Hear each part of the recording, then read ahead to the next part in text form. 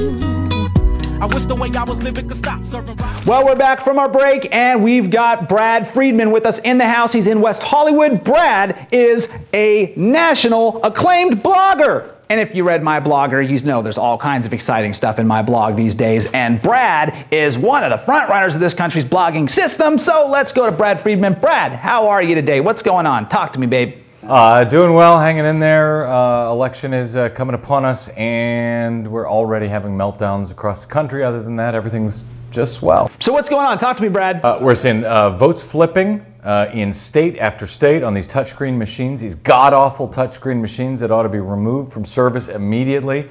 The Democrats are completely clueless about them. People are pressing the screen. Votes are once again, as we saw in 06 and in 04, they're trying to vote for a Democratic candidate. It flips to Republican. It's almost always Democrat to Republican or something else. Those machines need to be taken out of service immediately because, frankly, with or without a paper trail on them, there is absolutely no way, no evidence to ever know that any vote ever cast on one of those machines during an election has been recorded accurately as per the voter intent. They are just a disaster, antithetical to democracy. So what are you telling me? That Tom could do a better job counting our votes on MySpace? You know, there's a lot of ways to count the votes. I would recommend the simplest one. A piece of paper, a pencil, or a pen, you fill it out, you put it in a transparent box, you count the damn thing. I mean, right now what we're doing is we're coming up with all sorts of solutions, frankly, to problems that don't exist. And it's a disaster for our democracy. It's undermining the entire system. It's completely been privatized right now so that you've got private companies accountable to no one overseeing our public elections in such a way that the transparency is all gone. It can be little or no citizen oversight, and that's a grave threat to democracy, frankly.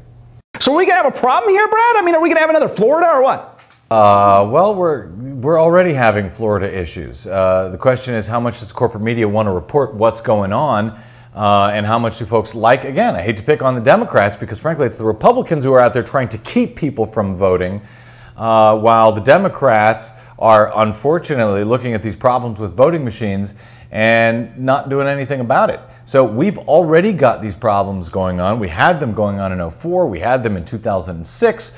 One of these touchscreens down in Sarasota completely lost 18,000 votes in a race that was decided for the Republican by 369 votes. That was on an ES&S iVotronic voting machine. Those are the same ones that are failing now in state after state, county after county across the country. So we've already got a Florida 2000 on our hands. The question is, will the mainstream media bother to report on it? Will the Democrats bother to do anything about it? And if I were the Republicans, I wouldn't say a word.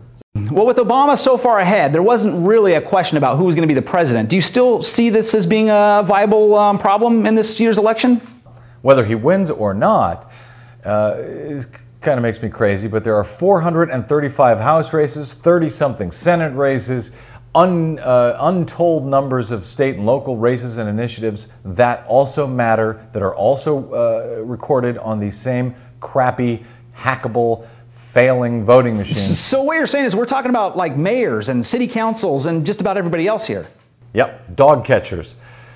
So what you're saying is that when my poodle gets a good old-fashioned Rodney King beatdown by the dog catcher, I can blame gerrymandering and touchscreen vote tabulation devices?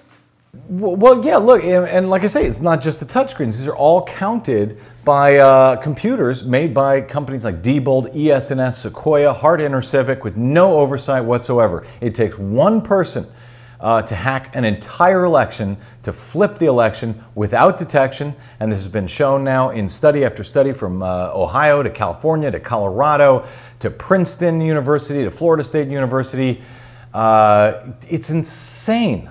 So are these manufacturers of these tabulation devices safeguarded and regulated against like earmarking by politicians and powers that would maybe benefit from these device errors? Well, yeah, the $3.8 billion was allocated from the Federal Help America Vote Act in 2002, which, by the way, was written by Congressman Bob Ney out of Ohio. He's now in jail. He's a felon for his work with Jack Abramoff.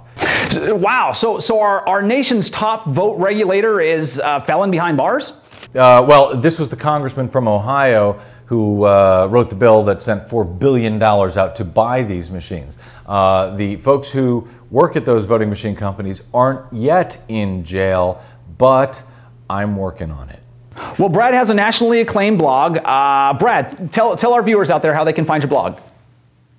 Yeah, please stop by bradblog.com to get all of these reports that you're not getting anywhere else, frankly, or not in enough places, certainly not reported correctly. Bradblog.com, we get it right. We get it way ahead of everyone else, so check that out. Also, my organization that I helped co-found to bring some accountability here for this nightmare, velvetrevolution.us. And last plug I'll give you, a new documentary is just out on a story that I broke in 2004, have been reporting on ever since. It's the Clint Curtis Tom Feeney vote rigging scandal, and the documentary on this terrifying story is called Murder, Spies, and Voting Lies. Well, you only got 7 votes in Ohio. Don't care. We want a recount. Maybe I got 10. That's right. That's what I want to know. It tells the story of Clint Curtis, who was asked by a Republican congressman to create vote rigging software in 2000. You can check that out at votinglies.com.